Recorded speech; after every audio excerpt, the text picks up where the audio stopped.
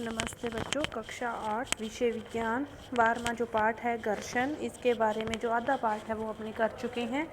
उसके अंतर्गत क्या पढ़ा था कि घर्षण एक बल है जो दो सतहों के बीच में कार्य करता है। घर्षण हमारे दैनिक जीवन में बहुत उपयोगी है, इसके लाभ भी हैं और इसकी हानियां भी हैं और इसको प्रभावित करने वाले कारक पड़े थे। और घर्षण को कम किया जा सकता है, घर्षण को बढ़ाया जा सकता है, लेकिन घर्षण को ख़त्म नहीं किया जा सकता। जब अपने किसी सड़क पर चलते हैं तो पृथ्वी की सतह से अपनी ओर एक घर्षण बल लगाया जाता है, जिसकी दिशा अपनी चलने की दिशा जहाँ अपने धक्का देने की दिशा के क्या होती है, विपरीत होती है। अपने किसी भी चीज़ को जिस ओर धक्का देते हैं तो उसके वह विपरीत दिशा में अपने को क्या देता है, धक्का देता है। घर्षण बल का जो धक्का है वो क्या है, अपनी विपरीत दिशा में है। और आगे इसके जो पार्ट हैं कि घर्षण को कम किया जा सकता है, घर्षण को बढ़ाया जा सकता है, लेकिन घर्षण को ख़त्म नहीं किया जा सकता। और पढ़े थे घर्षण को प्रभावित करने वाले कारक। इसके बाद अपने जो पढ़ रहे थे वो पढ़ रहे थे अनियमितताएं। अनियमितताओं के बारे में देखो, पृष्ठीय अनियमितताएं, इससे क्या मतलब है कि पृष्ठ इतना खुरदरा हो कि उस पर जैसे चलते हैं अपने इस पर ऐसे पृष्ठ पर अपने को चलना या फिर गेंद को लुढ़कना, चाहे कोई भी क्रिया हो जो संभव नहीं हो सकती।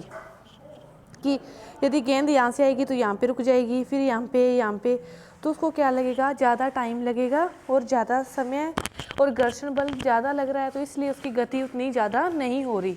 कि जितना किसी सतह के बीच घर्षण बल अधिक होगा तो उतना ही वहाँ पर चलना कठिन होगा, और जहाँ कह सकते हैं अपने कि किसी भी वस्तु की गति उतनी ही क्या होगी, कम होगी। इसके बाद कि बॉक्स को गतिमान रखने के लिए लगातार धक्का दे रही हैं, तो हमने सीखा है कि दो पृष्ठों के बीच जो अनियमितताएं हैं वो किसके कारण होती है, घर्षण के कारण होती है। दो पृष्ठ है, एक आदमी धक्का दे रहा है, एक इस बॉक्स का ये यहाँ पे क्या होगी, दोनों पृष्ठ हो गए, तो अंत्य बदन के कारण ही घर्षण होता है। और यदि पृष्ठों को बलपूर्वक दबाएं तो घर्षण में क्या हो जाएगी, वृद्धि हो जाएगी। तो इसका अनुभव आप किसी चटाई को उस समय खींचकर कर सकते हैं जब उस पर व्यक्ति बैठा हो।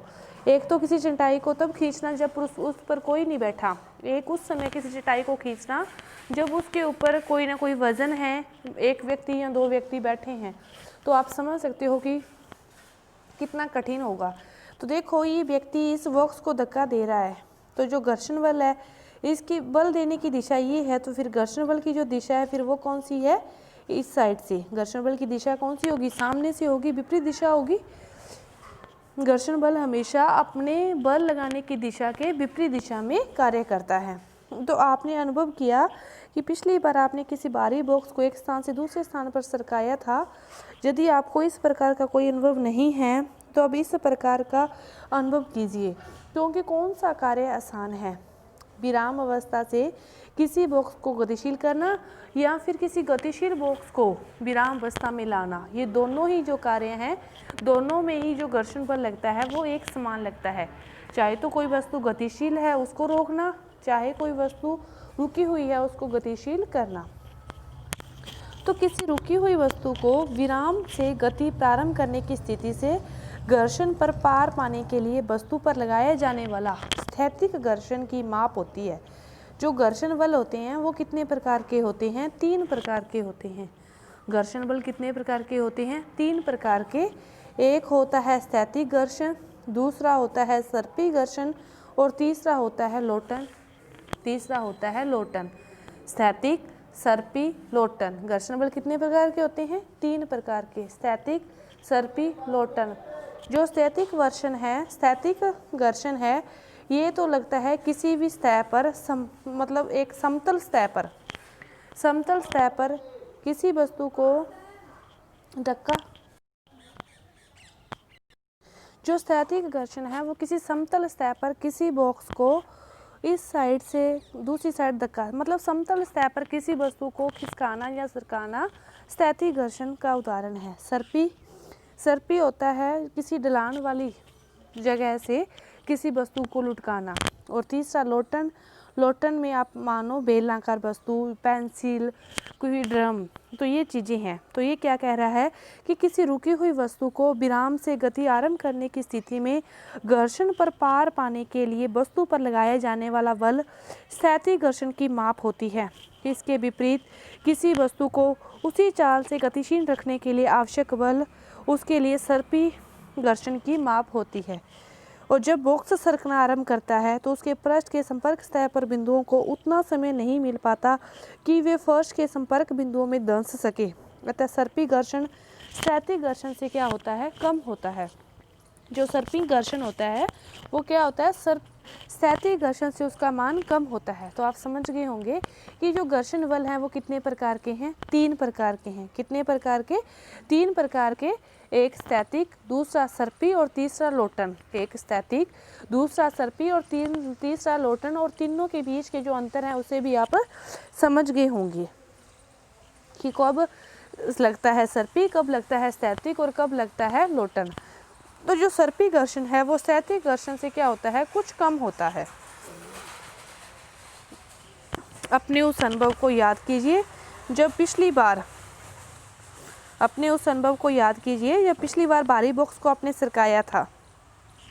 तो इसमें क्या है कि किसी रुकी हुई वस्तु को विराम से गति आरंभ करने की स्थिति में घर्षण पर पार पाने के लिए वस्तु पर लगाए जाने वाला बल स्थैतिक घर्षण की माप होती है। कौन सी घर्षण की, स्थैतिक घर्षण की। और उसके विपरीत किसी वस्तु को उसी चाल में गतिशील रखने वाला जो घर्षण बल है वो कौन सा होता है, सर्पी। स्थैतिक और सर्पी समझ गए आप कि स्थैतिक तो होता है किसी वस्तु को विराम अवस्था से गति में, और जब गतिशील वस्तु को गति ही बनाए रखने के लिए, जब वस्तु गतिशील है पहले से ही, उसको फिर गतिशील ही बनाए रखने वाला जो बल है वो कौन सा हो गया, सर्पी। स्थैतिक और सर्पी में अंतर समझ गए कि जो स्थैतिक है वो तो विराम से गति, और जो सर्पी है वो गति वाली अवस्था को ही गति में रखने के लिए लागू होता है। इसके बाद देखो कि घर्षण हानिकारक है लेकिन अनिवार्य भी है। हानिकारक किस लिए है, क्योंकि अपने जो भी वस्तुएं खराब होती हैं, अपने चप्पलें, शूज या गाड़ी चलती है तो उसके टायर घसते हैं, चप्पलें घसती है, शूज घसते हैं, तो नीचे से जो टूट जाते हैं, ये सब किसके कारण होता है, घर्षण के कारण होता है। इसके लिए ये क्या है, हानिकारक है। इसके लिए ये क्या है, हानिकारक है। लेकिन अनिवार्य कैसे, अनिवार्य अपना चलना, धरती पर चलना ही संभव नहीं है किसके बिना, घर्षण के बिना। घर्षण है तो अपने चल सकते हैं, घर्षण है तो गाड़ी चल सकती है, घर्षण है तो अपने एक किसी माचिस की तिल्ली को जला सकते हैं। तो ये सारी चीज़ें किसके कारण हैं, घर्षण के कारण ही हैं। भी घर्षण के बिना अपना चलना भी संभव नहीं है। तो इसीलिए ये क्या है, अनिवार्य है और हानिकारक है, क्योंकि इससे जो वस्तुओं का नुकसान होता है, इसलिए ये क्या है, हानिकारक है। घर्षण क्या करता है, ऊर्जा भी अनुभव करता है। अपने दोनों हाथों को एक दूसरे से रगड़ते हैं, हथेलियों को, तो कुछ देर के बाद अपने हाथों गर्म महसूस होते हैं। तो घर्षण के कारण क्या, ऊष्मा भी उत्पन्न होती है, ऊर्जा भी उत्पन्न होती है। तो घर्षण के बिना कुछ भी नहीं है। घर्षण बल है तो अपने श्याम पट पर लिख सकते हैं, घर्षण बल है ना तो ही अपने श्याम पट पर लिख सकते हैं। तो घर्षण के बिना कुछ भी संभव नहीं है। तो देखो कि घर्षण के कारण ये शूज क्या है, नीचे से टूट गई हैं, तो ये चीज़ क्या है, हानिकारक है। और घर्षण है तो अपने माचिस की तीली से आग जला सकते हैं, तो ये अपने के लिए क्या है, लाभदायक है, लेकिन ये क्या है, हानिकारक है। इसीलिए घर्षण बल उपयोगी भी है और अनुपयोगी भी है। हाथों को रगड़ने पर गर्मी अनुभव होती है, ये आप करके देख सकते हो कि घर्षण बल ऊष्मा उत्पन्न करता है। इसके बाद जो अपने शूज़ हैं या गाड़ी के टायर हैं वो इसी प्रकार के बने होते हैं कि वो सड़क पर उस सतह पर वो घर्षण बल का जो सामना कर सके, तो उसकी जो बनावट है वो वैसी ही होती है। देखो इसने क्या लिखा है कि घर्षण के कारण वस्तुएं घिस जाती है, चाहे वह पेच हो, बॉल वेयरिंग हो, जूतों की सोल, कुछ भी चीज़ हो, हर चीज़ क्या होती है, घिस जाती है। घर्षण से ऊष्मा भी उत्पन्न होती है और कुछ मिनट तक हथेलियों को अपनी तेज़ी से रगड़ते हैं तो क्या अनुभव करते हैं कि वो गर्म है। तो आपने ये देखा है कि विद्युत मिक्सचर को कुछ मिनट तक चलाने पर उसका जार भी क्या हो जाता है, गर्म हो जाता है। तो वो सब चीज़ें ये किसके कारण है, घर्षण के कारण है। आपने देखो क्या पढ़ा अभी, जो पढ़ा है कि घर्षण बल अनिवार्य है लेकिन हानिकारक भी। तो इसमें आपने समझा कि घर्षण बल अनिवार्य क्यों है, कि इसके बिना अपना चलना संभव नहीं है, इसके बिना श्यामपट्ट पर लिखना भी संभव नहीं है, इसके बिना माचिस अपने आग भी नहीं जला सकते। तो बहुत सारे के लगभग सारे जो कार्य है वो किस पे डिपेंड है, घर्षण पे डिपेंड है। तो इसीलिए ये अनिवार्य है। हानिकारक है क्योंकि इससे गाड़ी के टायर घसते हैं, अपने जूते चप्पल घसते हैं, अपने दोनों हाथों को रगड़ते हैं, उससे ऊष्मा निकलती है, अपने किसी जार को मशीन का प्रयोग करके अपने कुछ पीसते हैं तो कुछ टाइम के बाद वो भी गर्म हो जाती है। यदि लगातार अपने पीसते रहें तो वो भी खराब होने का डर रहता है। तो ये सारी चीज़ें किसके कारण है, घर्षण के कारण है। इसीलिए हर चीज़ के जितने ही अपने को फ़ायदे हैं उससे ज़्यादा उसके क्या होते हैं, नुकसान भी होते हैं। तो देखो इसके बाद माचिस का प्रयोग कर रही है, जैसे यहाँ पे आपको डायग्राम में लड़की दिखा रखी है, तो वो जला रही है, किसके कारण है, ये सब घर्षण के कारण है। यहाँ पे दिखा रखे हैं कि यह हथेली को रगड़कर ऊष्मा उत्पन्न कर रही है, तो ये भी किसके कारण है, घर्षण के कारण है। तो घर्षण के कारण ही अपना जो जीवन है जहाँ तक संभव उसको सफल बना है, वहीं तक इसमें कुछ न कुछ कमियाँ भी हैं। इसके बाद आया है जो टॉपिक है वो घर्षण बढ़ाना या घटाना। तो घर्षण को बढ़ाया भी जा सकता है और घटाया भी जा सकता है, लेकिन घर्षण को कम नहीं किया जा सकता। बढ़ाया कैसे जा सकता है, बढ़ाने के लिए कि अपने किसी मशीन में तेल का प्रयोग ना करें या किसी खुरदरी सतह पर चलना, तो ये इससे क्या होता है, घर्षण बढ़ता है, घटना बढ़ता है और बढ़ता है। जैसे किसी सड़क पर केले का छिलका, उस पर पैर टिकना, तो ये वहाँ पर भी घर्षण की मात्रा क्या हो जाती है, बहुत बढ़ जाती है, तो जिसके कारण अपने चल नहीं सकते। और घटाना मशीनों में स्नेहक तेल का प्रयोग करके, बॉल बेयरिंग का प्रयोग करके, और आजकल तो टायरों की बनावट ऐसी हो गई है कि जिसके कारण घर्षण को कम से कम किया जा सकता है। तो इसलिए स्वचालित वाहनों, साइकिलों की ब्रेक प्रणालियों में ब्रेक पैडों का प्रयोग करके हम जानबूझकर घर्षण में वृद्धि करते हैं। जब हम कोई साइकिल चलाते हैं तो उसके ब्रेक पैड पहिए को स्पर्श नहीं करते, परंतु जब आप ब्रेक लीवर को दबाते हो तो वे घर्षण के कारण रिम की गति को क्या करते हैं, रोकते हैं, जिससे पहिया गति करना बंद कर देता है। आपने ये भी देखा होगा कि कबड्डी के जो खिलाड़ी हैं वो अपने हाथों पर मिट्टी रगड़ते हैं, क्यों रगड़ते हैं, क्योंकि उस पर क्या हो जाए, घर्षण बल में वृद्धि हो जाए, ताकि उनकी जो पकड़ है वो क्या हो, बनी रह सके। घर्षण बल में वृद्धि करने के लिए कबड्डी के खेल में भी हाथों में क्या रगड़ी जाती है, मिट्टी रगड़ी जाती है। तो आप सोच सकते हो कि जो घर्षण बल है कहाँ तक अपने जीवन में उपयोगी है। तो इसके बाद घर्षण बल को कम करने के लिए जो प्रयोग करते हैं, स्नेक तेल का प्रयोग करते हैं, और घर्षण को कम करने के लिए ही कैरम बोर्ड में क्या किया जाता है, पाउडर का प्रयोग किया जाता है। क्योंकि घर्षण बल अधिक होने के कारण जो कैरम बोर्ड में खेलते हैं तो उसकी जो गोटियां हैं वो ज़्यादा दूर तक गति नहीं कर सकती। जितना घर्षण बल कम होगा उतनी ही वो गोटियां क्या होगी, अधिक दूरी तक गति कर सकेगी। तो घर्षण को कम करने के लिए ही कैरम बोर्ड में पाउडर का प्रयोग किया जाता है। इसके बाद खुरदरी सतह वाला आपको बताया जा चुका है, अनियमितताओं वाला जो पहिए हैं वो घर्षण कम कर देते हैं। जो देखो कि घर्षण के कितने प्रकार बताए आपको, स्थैतिक, दूसरा बताया सर्पी, और तीसरा बताया लोटनी। तो जो घर्षण बल सबसे कम किस में होता है, लोटनी में। लोटनी का अर्थ होता है कोई वर्ताकार चीज, पेंसिल को लुढ़काना, तो मतलब किसी ड्रम को लुढ़काना। तो इसीलिए किसी अटैची वगैरह के जो पहिए लगे होते हैं वो भी फिर किस आकार के होते हैं, वर्ताकार के होते हैं, जिसके कारण घर्षण बल का क्या कम हो जाता है और वो ज़्यादा दूरी तक आसानी से गति कर सकते हैं। अपने को उस पर कोई ज़्यादा जोर लगाने की ज़रूरत नहीं पड़ती, अपनी ज़्यादा थकावट भी महसूस नहीं करते। क्यों नहीं करते, क्योंकि जो वो पहिए हैं फिर वो कौन सी गति कर रही है, लोटनी गति करनी है। तो अब आप घर्षण के तीनों प्रकारों में समझ गए होंगे कि सबसे ज़्यादा जो बल होता है वो किस में होता है, स्थैतिक घर्षण में। सबसे ज़्यादा बल किस में होता है, स्थैतिक घर्षण में, और उससे कम जो होता है सर्पी में, और सबसे ज़्यादा जो घर्षण बल होता है वो किस में होता है, लोटनी में। 3 प्रकार बताए थे, 1 नंबर पर आपको स्थैतिक बताया था, 2 नंबर पर आपको सर्पी बताया था, 3 नंबर पर आपको लोटनी बताया था। तो सबसे ज़्यादा घर्षण बल किस में होता है, स्थैतिक में, और सबसे कम किस में होता है, लोटनी में। लोटनी घर्षण बल के कारण ही जो अटैची के पहिए हैं वो भारी सामान को आसानी से लुढ़काने में हमारी मदद करते हैं। तो आपको क्रियाकलाप दे रखा है पेंसिल वाला, बुक वाला, ये मैं आपको पीछे बता चुकी हूँ। तो इसके बाद देखो जो आगे का टॉपिक है आपका कि बॉल बेरिंग, स्नेहक तेल हो चाहे बॉल बेरिंग हो, मशीनों में इसका उपयोग किया जाता है और इसका उपयोग किस लिए किया जाता है? घर्षण बल को कम करने के लिए। इसके बाद आता है तरल घर्षण।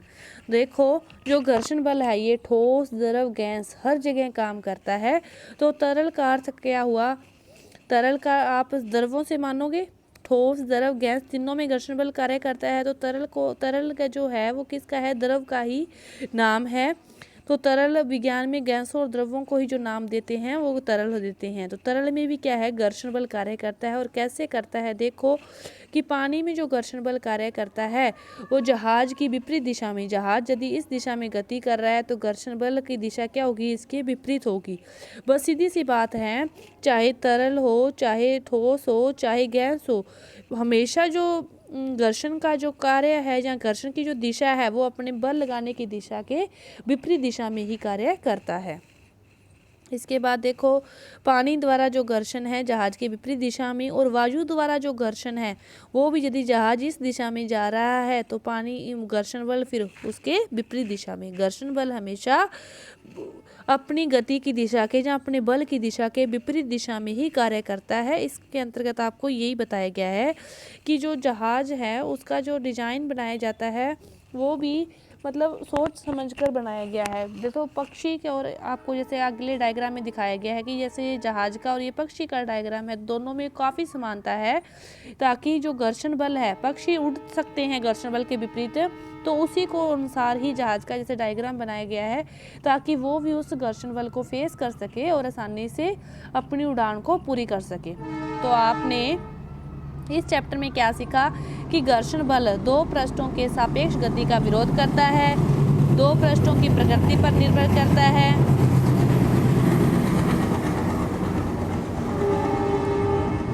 घर्षण इस बात पर निर्भर करता है कि दो पृष्ठ एक दूसरे पर कितने बलपूर्वक हैं। घर्षण 3 प्रकार के होते हैं, स्थैतिक, सर्पी, लोटन, और सबसे ज़्यादा जो घर्षण बल है वो स्थैतिक में होता है और सबसे कम लोटन में होता है। घर्षण की दिशा हमेशा अपने बल लगाने की दिशा के विपरीत दिशा में होती है, और जहाँ पर जितना अधिक घर्षण होगा उतना ही वहाँ पर क्या होगा? वो उस किसी वस्तु की गति कम होगी, और जितना कम घर्षण होगा उस वस्तु की गति उतनी ही क्या होगी? अधिक होगी।